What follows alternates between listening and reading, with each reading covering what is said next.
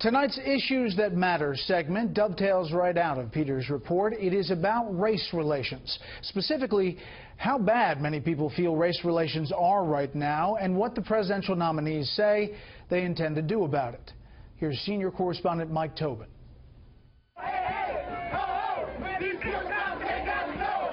Over the past 2 years, looted stores, burning cars, and racial tensions have been splashed across television screens as symbols of African-American frustration with the power structure. They make a lot of promises and everything, and then once they get in office, you know, you can go to hell. The black vote has manifested as anti-Trump. He polls in the single digits, and that's an improvement. But it has never been pro-Clinton, particularly after a three-word misstep in the primary. All lives matter. WikiLeaks showed in an effort to win black votes, Clinton's campaign mulled using the phrase "yo mama" in a speech. As tension between African Americans and police spiked, the effort to win blacks was complicated by the tragedy in Dallas. Clinton could not offend those who were horrified by the slaughter of police officers. We cannot, we must not vilify police officers. Remember what those officers were doing when they died. They were protecting a peaceful march. In Florida, with a prize of 29 electoral votes, the Clinton campaign is said to be in a panic over black voter apathy. So Hillary hit the Sunshine State hard, sent husband Bill on tour there, enlisted the help of the president. I will consider it a personal insult, an insult to my legacy, if this community lets down its guard and fails to activate itself in this election. She gets help from black leaders at her rallies, but she's not reaching the individuals. Black people are tired of coming to the rescue, if you will, of the Democratic Party in election after election and then not getting anything in return. Donald Trump has jumped on that sentiment, focusing on poverty and violence. Chicago surpassing 600 murders this year, mostly in minority neighborhoods.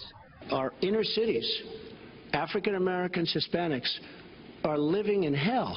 He says blacks have supported Democrats for decades and been exploited for their vote. Look how much African American communities have suffered under Democratic control. To those I say the following: what do you have to lose by trying something new like Trump?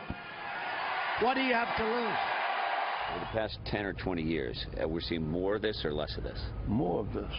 Clinton supporter Reverend Jesse Jackson says abandoned promises coupled with predatory lending have taken the neighborhoods that were violent, blighted, and hopeless when he was young and made them worse. So talking about stop and frisk and law and order, we don't need law and order, we need investment and development.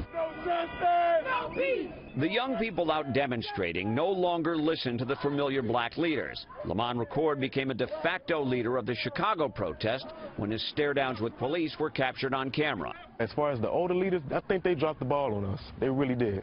Both campaigns have attempted to appeal to the young black voter. Choosing different words, both candidates promised to get guns away from criminals. Clinton says gun control. Trump says stop and frisk. Clinton says retrain cops. Trump says law and order.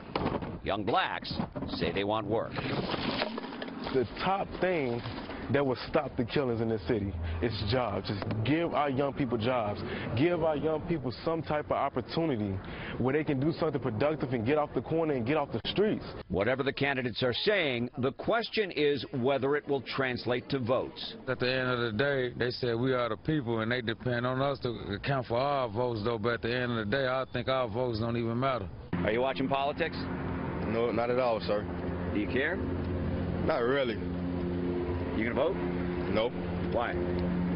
It don't really matter to me, though. With a matter of days to go before the election, Trump announced what he called the New Deal for Black America. It involved tax incentives for inner cities, loans for minority-owned businesses, and a pledge to take on gangs. In a short time, we'll learn if it motivated voters. Brett? Mike, thank you. Tomorrow, our Issues That Matter series continues, and it takes on number 3, education. Adam Housley will have our report.